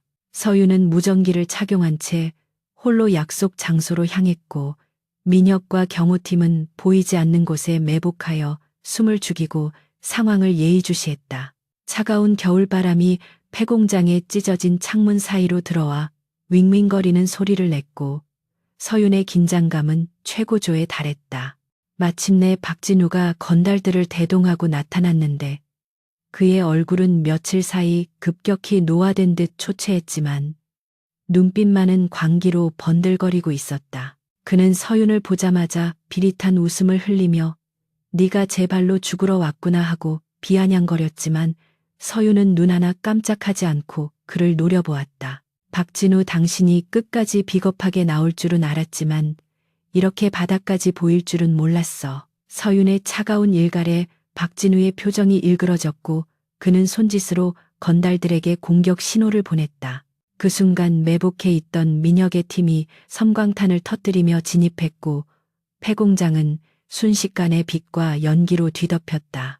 혼란스러운 틈을 타 서윤은 박진우가 가지고 있던 태산그룹의 비자금 비밀 원장이 담긴 태블릿 PC를 확보하려 몸을 날렸다. 박진우는 그것을 빼앗기지 않으려 발악하며 서윤의 머리채를 잡고 흔들었지만 서윤은 고통을 참으며 그의 정강이를 걷어차고 태블릿을 손에 넣었다. 민혁이 연기를 뚫고 들어와 박진우를 주먹으로 가격하여 쓰러뜨렸고 서윤을 부축하여 안전한 곳으로 대피시켰다. 상황은 KD그룹의 완벽한 승리로 끝나는 듯 했지만 바닥에 쓰러진 박진우가 품속에서 무언가를 꺼내들며 마지막 발악을 준비하고 있다는 것을 아무도 눈치채지 못했다. 박진우는 품에서 소형 기폭 장치처럼 보이는 리모컨을 꺼내들고 미친 듯이 웃어젖히며 너희들 모두와 함께 죽어버리겠다고 소리쳤다. 폐공장 곳곳에 인화성 물질이 설치되어 있다는 사실을 뒤늦게 깨달은 민혁은 서윤을 감싸 안으며 출구를 향해 전력으로 질주했다. 박진우가 버튼을 누르는 순간 거대한 폭발음과 함께 공장의 한쪽 벽이 무너져 내렸고 화염이 맹렬한 기세로 그들을 덮쳐왔다. 민혁은 자신의 등으로 떨어지는 파편을 막아내며 서윤을 보호했고 두 사람은 화염 속을 뚫고 간신히 공장 밖으로 탈출하는 데 성공했다. 뒤이어 들려온 굉음과 함께 폐공장은 무너져 내렸고 그 속에서 박진우의 절규는 불길에 묻혀 사라졌다. 폭발의 충격으로 바닥에 뒹군 두 사람은 그을음과 상처투성이가 되었지만 서로가 살아있음을 확인하고 안도감에 젖어 서로를 꽉 끌어안았다. 서윤은 민혁의 등에서 흐르는 피를 보고 오열했고 민혁은 그런 그녀의 얼굴을 감싸주며 괜찮다고 안심시켰다. 멀리서 경찰차와 소방차의 사이렌 소리가 들려오기 시작했고 눈 내리는 밤하늘 위로 검은 연기가 피어오르고 있었다. 이 사건은 두 사람의 운명을 더욱 때려야 뗄 수 없는 관계로 묶어버렸지만 동시에 박진우라는 악마가 완전히 사라지지 않았음을 알리는 불길한 징조이기도 했다. 잔해 속에서 기어 나온 박진우가 화상을 입은 채 어둠 속으로 사라지는 모습을 본 사람은 아무도 없었다. 폐공장 폭발 사고 이후 강민혁은 등과 팔에 심한 화상을 입고 병원으로 이송되었지만 다행히 생명에는 지장이 없다는 진단을 받았다. 병실 침대에 누워있는 민혁의 곁을 지키며 한서윤은 죄책감과 안도감이 뒤섞인 복잡한 감정에 휩싸였는데 붕대로 감긴 그의 상처가 마치 자신 때문에 생긴 것만 같아 가슴이 미어지는 듯했다. 민혁은 마취에서 깨어나자마자 자신의 몸 상태보다 서윤의 안위를 먼저 확인하려 했고 그런 그의 모습은 서윤의 굳게 닫혀있던 마음의 빗장을 완전히 허물어뜨리기에 충분했다. 두 사람은 병실의 고요함 속에서 서로의 눈을 바라보며 계약 관계로 시작된 이 만남이 어느새 서로에게 없어서는 안 될 소중한 인연으로 발전했음을 묵묵히 인정하고 있었다. 하지만 창밖으로 거세게 몰아치기 시작한 눈보라는 이들의 평화가 아직은 시기상조임을 알리는 불길한 전조처럼 느껴졌다. 경찰은 폭발 현장을 정밀 감식했지만 박진우의 시신을 발견하지 못했다고 발표했는데 이는 그가 혼란을 틈타 어딘가로 도주했음을 시사하는 것이었다. 서윤은 이 소식을 듣고 불안에 떨었지만 민혁은 병상에서도 비서실장에게 지시를 내려 박진우의 예상 도주 경로를 차단하고 태산그룹의 남은 세력을 와해시키는 작업에 박차를 가했다. 민혁의 철저한 공세 덕분에 태산그룹은 사실상 공중분해되었고 박진우는 지명수배자가 되어 쫓기는 신세로 전락했다. 서윤은 민혁이 입원해 있는 동안 그를 대신하여 KD그룹의 주요 회의를 주재하고 신도시 프로젝트를 이끌며 탁월한 리더십을 발휘했는데 임원들조차 그녀의 카리스마와 업무 능력에 혀를 내두를 정도였다. 그녀는 더 이상 누군가의 보호가 필요한 약자가 아니라 거대한 기업을 움직이는 실질적인 사령탑으로서의 면모를 유감없이 보여주고 있었다. 그러나 궁지에 몰린 쥐는 고양이를 무는 법이라 했던가. 도주 중인 박진우는 모든 것을 잃었다는 절망감과 서윤에 대한 증오심으로 이성이 완전히 마비된 상태였다. 그는 화상으로 일그러진 얼굴을 모자와 마스크로 가린 채 어둠 속을 배회하며 서윤과 민혁이 가장 행복해 보이는 순간에 그들을 파멸시키겠다는 끔찍한 계획을 세우고 있었다. 박진우는 자신이 몰락한 원인이 오로지 서윤의 배신 때문이라고 왜곡하여 생각하고 있었기에 그녀를 자신의 손으로 처단하지 않고서는 견딜 수 없는 광기에 사로잡혀 있었다. 그는 과거 자신의 부하 직원이었던 자들 중 돈이 급한 몇 명을 포섭하여 서윤의 동선을 파악하기 시작했고 폭설이 예보된 날을 거사일로 잡았다.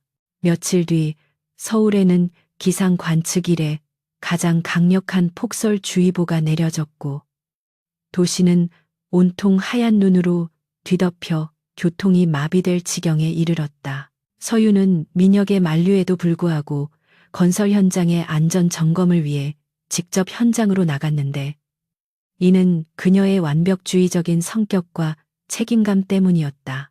수행원들이 그녀를 근접 경호하고 있었지만 거센 눈보라로 인해 시야가 확보되지 않아 경계가 느슨해질 수밖에 없는 상황이었다. 서윤이 현장 사무소에서 나와 차로 이동하려던 찰나 갑자기 덤프트럭 한 대가 경호 차량을 들이받으며 길을 막아섰고 그 틈을 타 박진우와 괴한들이 승합차를 타고 나타나 서윤을 낚아채듯 납치했다. 순식간에 벌어진 일이라 경호원들이 대응할 틈조차 없었고 서윤을 태운 차는 눈보라 속으로 사라져 버렸다. 병원에서 보고를 받은 민혁은 링거 바늘을 거칠게 뽑아 던지며 자리를 박차고 일어났는데 의료진들이 달려와 말렸지만 소용이 없었다. 그는 자신의 몸이 부서지는 한이 있더라도 서윤을 구해야 한다는 일념 하나로 통증조차 잊은 채 옷을 갈아입고 병원을 나섰다. 박진우는 민혁에게 전화를 걸어 서윤을 데리고 있으니 혼자서 오지 않으면 그녀를 죽이겠다고 협박했고 장소는 공사가 중단되어 흉물처럼 방치된 고층 빌딩 옥상이라고 통보했다. 민혁은 경찰에 신고하면 서윤이 위험해질 수 있다는 판단하에 비서실장에게 위치 추적만을 지시한 뒤 홀로 차를 몰고 눈보라가 휘몰아치는 도로 위를 질주하기 시작했다. 그의 차는 미끄러운 눈길 위를 위태롭게 달렸지만 민혁의 눈빛은 그 어느 때보다 차갑게 가라앉아 있었다. 약속 장소인 폐건물 옥상은 칼바람이 몰아치고 있어 서 있는 것조차 힘들 만큼 가혹한 환경이었다. 서윤은 손발이 묶인 채 난간 끝에 위태롭게 서 있었는데 그녀의 입에는 재갈이 물려 있었고 눈빛은 공포로 가득 차 있었다. 박진우는 화상으로 흉측하게 변한 얼굴을 드러낸 채 서윤의 머리에 총구를 겨누고 있었는데 그의 눈은 이미 인간의 것이 아니었다. 그는 서윤에게 너 때문에 내 인생이 망가졌다며 저주를 퍼부었고 서윤은 강풍에 흩날리는 머리카락 사이로 그를 노려보며 굴복하지 않는 의지를 보여주었다. 그녀는 자신이 여기서 죽더라도 박진우의 뜻대로 비굴하게 목숨을 구걸하지 않겠다고 다짐하며 입술을 깨물었다. 드디어 옥상 문이 열리고 민혁이 거친 숨을 몰아쉬며 나타났는데 그의 셔츠에는 아직 아물지 않은 상처에서 배어나온 피가 붉게 번져 있었다. 박진우는 민혁을 보자마자 광소를 터뜨리며 재벌 회장님께서 여자 하나 때문에 목숨을 걸고 오다니 정말 감동적이라며 비아냥거렸다. 민혁은 박진우를 자극하지 않으려 천천히 다가가며 원하는 것이 무엇이냐고 물었지만 박진우는 돈 따위는 필요 없다며 오직 두 사람의 고통스러운 죽음만을 원한다고 소리쳤다.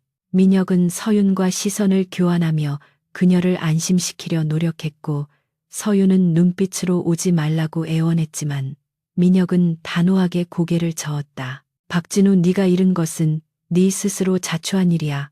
더 이상 죄 없는 사람을 끌어들이지 말고 나랑 해결해. 민혁의 차분한 목소리는 광분한 박진우를 더욱 자극했고 그는 총구를 민혁에게 돌리며 방아쇠를 당기려 했다. 그 절체절명의 순간 서윤이 묶여있던 몸을 날려 박진우를 밀쳤고 중심을 잃은 박진우가 비틀거리는 사이 총알은 허공을 가르며 빗나갔다. 민혁은 그 기회를 놓치지 않고 박진우에게 달려들어 그를 덮쳤고 두 사람은 눈 쌓인 바닥을 뒹굴며 격렬한 몸싸움을 벌였다. 박진우는 부상당한 민혁의 상처 부위를 집요하게 공격하며 발악했지만 지키고자 하는 자의 힘은 파괴하려는 자의 광기보다 강했다. 민혁은 고통으로 신음하면서도 박진우의 팔을 꺾어 총을 떨어뜨리게 만들었고 그를 제압하여 바닥에 내리눌렀다. 하지만 박진우는 숨겨두었던 흉기를 꺼내 민혁의 옆구리를 찔렀고 붉은 피가 하얀 눈 위로 낭자하게 흩뿌려졌다. 서윤은 비명을 지르며 묶인 손으로 기어서 그들에게 다가갔고 민혁은 찔린 상처를 부여잡고도 박진우를 놓아주지 않았다. 그때 옥상 입구로 특공대원들이 진입하며 공포탄을 발사했고 박진우는 포위된 것을 깨닫고 허탈한 표정으로 웃음을 터뜨렸다. 그는 이제 모든 것이 끝났음을 직감하고 스스로 난간 밖으로 몸을 던지려 했으나 대원들이 재빨리 달려들어 그를 체포했다. 박진우가 연행되어 가는 모습을 뒤로하고 서윤은 피를 흘리며 쓰러진 민혁을 끌어안고 오열했다. 민혁의 얼굴은 핏기가 없이 창백해졌지만 그는 떨리는 손을 들어 서윤의 뺨을 어루만지며 희미하게 미소를 지어 보였다. 다치지 않아서 다행이야. 그의 목소리는 점점 작아져 갔고 서윤은 제발 정신을 차리라고 울부짖으며 그의 곁을 지켰다. 하늘에서는 여전히 한방눈이 펑펑 쏟아지고 있었지만 서윤에게는 그 눈이 마치 민혁의 생명을 갉아먹는 차가운 재앙처럼 느껴졌다.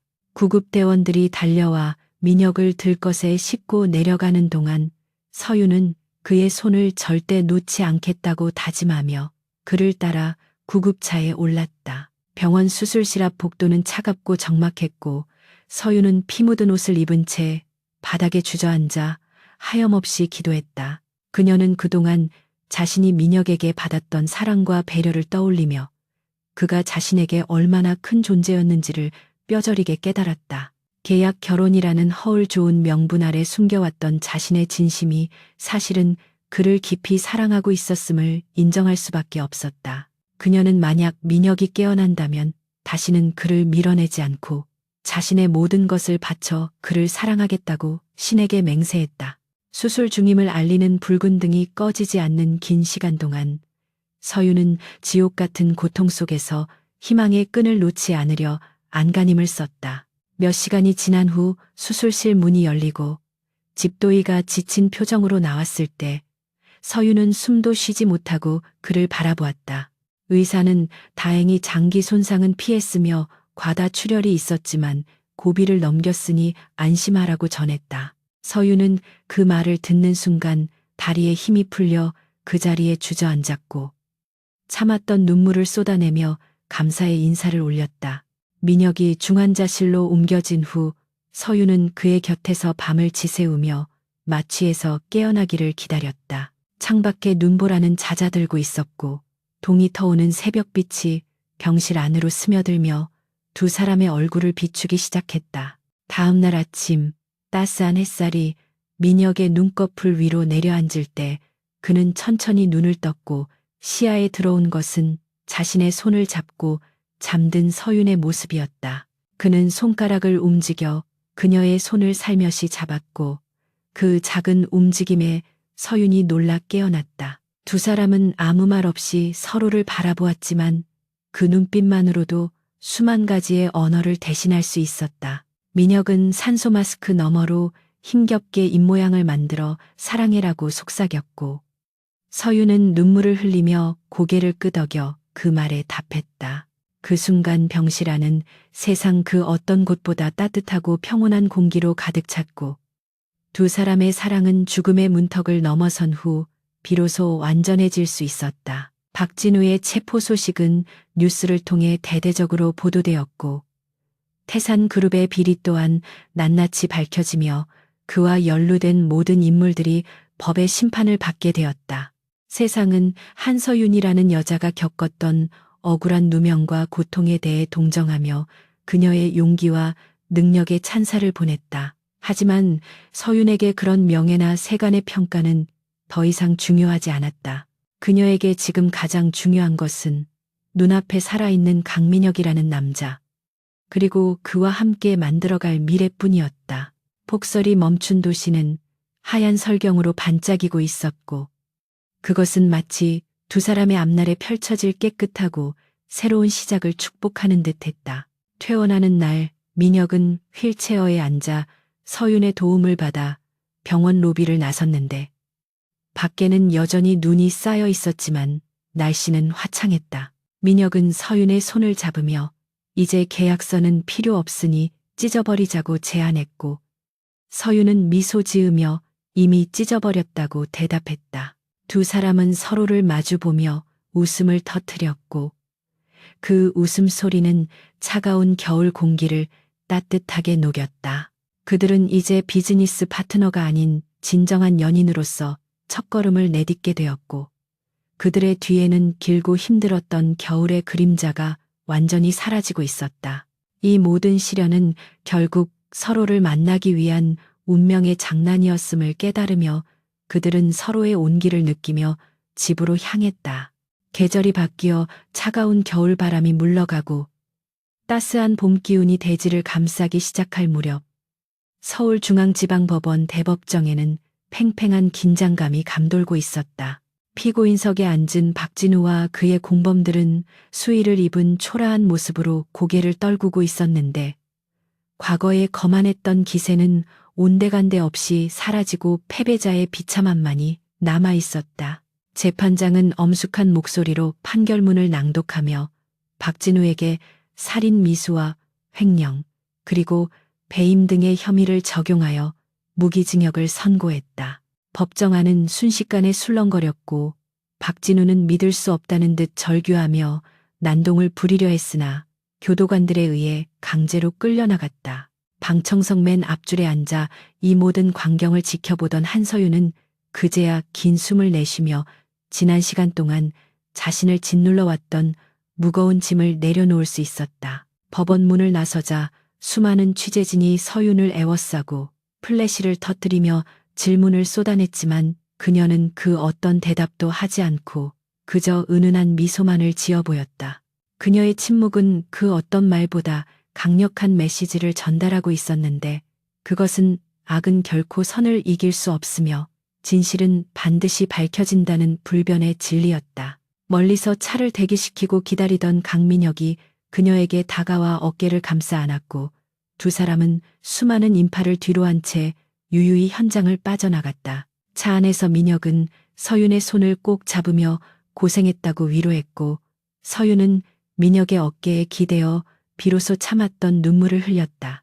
그것은 슬픔의 눈물이 아니라 지독했던 악연의 고리를 끊어내고 진정한 자유를 얻은 자만이 흘릴 수 있는 정화의 눈물이었다. 태산그룹은 박진우의 구속과 함께 막대한 부채와 경영비리가 드러나면서 공중분해되었고 핵심 계열사들은 건실한 기업들의 인수합병되는 운명을 맞이했다. 서윤은 태산그룹이 불법으로 소유하고 있던 자신의 저작권과 특허들을 모두 되찾아왔고 이를 바탕으로 자신의 이름을 내건 건축사무소 서윤 아키텍츠를 설립했다. 그녀의 사무소는 개업과 동시에 수많은 프로젝트 의뢰가 쇄도했는데 이는 그녀가 KD그룹의 신도시 프로젝트를 성공적으로 이끌며 증명한 실력 덕분이기도 했지만 그녀가 보여준 도덕적 용기에 대한 대중의 지지 덕분이기도 했다. 서윤은 더 이상 누군가의 아내나 며느리가 아닌 대한민국을 대표하는 건축가로서 당당하게 자신의 커리어를 쌓아 올리기 시작했다. 민혁 또한 바쁜 나날을 보내고 있었는데 그는 태산그룹 사태로 인해 혼란스러워진 건설업계의 질서를 바로잡고 KD그룹을 글로벌 기업으로 도약시키기 위해 동분서주했다. 하지만 그는 아무리 바빠도 서윤과의 저녁 식사만은 거르지 않으려 노력했는데 그것은 일보다 사랑이 더 중요하다는 것을 죽음의 문턱에서 깨달았기 때문이었다. 두 사람은 이제 계약 관계라는 딱딱한 껍질을 벗어던지고 평범한 연인들처럼 데이트를 즐기며 서로에 대해 더 깊이 알아가는 시간을 가졌다. 민혁은 서윤이 밤늦게까지 도면을 그리며 열정적으로 일하는 모습을 볼 때마다 그녀를 향한 존경심과 사랑이 깊어지는 것을 느꼈다. 어느 날 저녁 민혁은 서윤을 자신의 집으로 초대하여 직접 요리를 해주었는데 서툴지만 정성이 담긴 음식 앞에서 서윤은 행복한 웃음을 터뜨렸다. 식사를 마친 후 두 사람은 테라스에 앉아 와인을 마시며 지나온 날들을 회상했다. 민혁은 품에서 낡은 계약서를 꺼내 들었는데 그것은 두 사람이 처음 만났을 때 작성했던 위장 결혼 합의서였다. 그는 서윤이 보는 앞에서 그 종이를 천천히 찢으며 이제 우리 사이에 이런 종이 조각은 필요 없다고 말했다. 서유는 흩날리는 종이 조각들을 바라보며 고개를 끄덕였고 민혁은 그녀에게 다가가 부드럽게 입을 맞추었다. 그것은 법적인 구속력이 아닌 서로의 마음으로 맺어진 진정한 약속의 시작을 알리는 달콤한 의식이었다. 시간은 빠르게 흘러 어느덧 다시 겨울이 찾아왔고 거리에는 크리스마스 캐럴이 울려 퍼지기 시작했다. 1년 전 서윤이 빈털터리로 쫓겨나 거리를 방황하던 바로 그 계절이었지만 지금 그녀의 곁에는 든든한 연인과 성공적인 커리어가 함께하고 있었다. 서윤은 자신의 사무소 직원들과 송년 회식을 마치고 나오던 길에 하늘에서 떨어지는 하얀 눈송이를 보았다. 첫눈이었다. 그녀는 1년 전 첫눈이 내리던 밤 골목길에서 피를 흘리며 쓰러져 있던 민혁을 떠올렸고 그 운명적인 만남이 자신의 인생을 어떻게 바꿔놓았는지 생각하며 감회에 젖었다. 그때 그녀의 휴대폰이 울렸고 민혁의 부드러운 목소리가 들려왔다. 민혁은 서윤에게 지금 당장 1년 전 우리가 처음 만났던 그 골목으로 와달라고 부탁했다. 서윤은 의아해하면서도 설레는 마음으로 택시를 타고 약속 장소로 향했는데 도착한 그곳은 예전의 음산하고 어두운 뒷골목이 아니었다. 민혁은 그 주변 일대를 매입하여 아름다운 조명과 조형물이 어우러진 문화 예술 거리로 탈바꿈시켜 놓았던 것이다. 화려한 불빛 아래 서 있는 민혁은 마치 동화 속 왕자님처럼 근사해 보였고 서윤은 놀라움에 입을 다물지 못했다. 민혁은 서윤에게 다가가 손을 내밀며 이곳은 당신이 나를 구해주고 우리의 인연이 시작된 곳이기에 영원히 기억하고 싶어서 이렇게 꾸몄노라고 고백했다. 두 사람은 눈 내리는 거리를 천천히 걸으며 이야기를 나누었는데 민혁은 걷는 내내 서윤의 손을 놓지 않았다. 거리의 끝에 다다랐을 때 작은 광장이 나타났고 그 중앙에는 서윤이 예전에 스케치북에 그려두었던 이상적인 집의 모형이 실제 크기로 지어져 있었다. 서윤은 자신의 꿈이 현실로 구현된 모습을 보고 감동하여 눈시울을 붉혔는데 민혁은 그녀를 그 집 앞으로 이끌었다. 그는 주머니에서 작은 벨벳 상자를 꺼내 들고 서윤의 앞에 한쪽 무릎을 꿇었다. 주변에 있던 사람들이 가던 길을 멈추고 환호성을 지르며 그들을 지켜보았지만 두 사람에게는 오직 서로만이 보일 뿐이었다. 한서윤, 당신은 내 생명의 은인이자 내 영혼의 구원자야. 당신이 없었다면 나는 차가운 괴물로 살다가 외롭게 죽었을 거야. 민혁의 목소리는 떨리고 있었지만 진심이 가득 담겨 있었고 눈빛은 그 어느 때보다 진지했다. 이제 계약서에 도장을 찍는 가짜 부부가 아니라 평생 서로의 아픔을 보듬어주고 기쁨을 함께 나누는 진짜 부부가 되어주겠어? 민혁이 상자를 열자 그 안에는 영롱하게 빛나는 다이아몬드 반지가 들어있었다. 서윤은 넘쳐흐르는 눈물을 닦으며 환하게 웃었고 떨리는 목소리로 네, 좋아요. 평생 당신 곁에 있을게요. 라고 대답했다. 민혁은 서윤의 손가락에 반지를 끼워주고 일어서서 그녀를 와락 껴안았고 주변 사람들은 뜨거운 박수와 환호를 보내며 두 사람의 앞날을 축복해 주었다. 하늘에서는 축복처럼 한방눈이 펑펑 쏟아져 내렸고 두 사람은 눈 속에서 뜨거운 키스를 나누었다. 서윤은 민혁의 품 안에서 지난날의 고통과 상처가 눈 녹듯 사라지는 것을 느꼈고 앞으로 펼쳐질 미래에 대한 희망으로 가슴이 벅차올랐다. 그녀는 더 이상 혼자가 아니었고 그녀를 사랑해주는 사람과 그녀가 지켜낸 꿈이 있는 한 그 어떤 시련도 두렵지 않았다. 결혼식은 이듬해 봄. 따사로운 햇살이 내리쬐는 야외 정원에서 소박하지만 아름답게 치러졌다. 하객들의 축복 속에서 버진 로드를 걷는 서윤의 모습은 눈부시게 아름다웠고 그녀를 맞이하는 민혁의 얼굴에는 세상을 다 가진 듯한 행복이 서려 있었다. 주례사 대신 두 사람은 서로에게 직접 작성한 혼인 서약서를 낭독했는데 그 내용은 서로를 존중하고 평등한 동반자로서 평생을 함께 하겠다는 다짐이었다. 식이 끝나고 행진을 할 때 서유는 하늘을 올려다보며 마음속으로 자신에게 속삭였다. 잘 견뎌냈어, 한서윤. 이제 행복해질 자격이 충분해. 세월이 흘러 대한민국 재계에서 KD그룹은 윤리 경영과 혁신적인 디자인으로 존경받는 기업이 되었고, 그 중심에는 언제나 강민혁 회장과 한서윤 대표가 있었다. 두 사람은 바쁜 일정 속에서도 매년 첫눈이 오는 날이면 그들이 처음 만났던 그 거리를 찾아가 소박한 데이트를 즐기며 초심을 잃지 않으려 노력했다. 그들은 단순히 부와 명예를 가진 부부가 아니라 서로의 영혼을 채워주는 진정한 소울메이트로서 많은 사람들에게 귀감이 되었다. 사람들은 그들의 이야기를 현대판 신데렐라 스토리라고 불렀지만 서유는 알고 있었다. 이것은 왕자님의 구원을 기다린 신데렐라의 이야기가 아니라 스스로 운명을 개척하고 사랑을 쟁취한 한 여성의 치열한 성장기라는 것을. 어느 겨울밤 서유는 서재 창가에 앉아 창밖으로 내리는 눈을 바라보며 자신의 자서전 원고를 마무리하고 있었다. 원고의 마지막 문장을 적어 내려가는 그녀의 입가에 평온한 미소가 번졌다.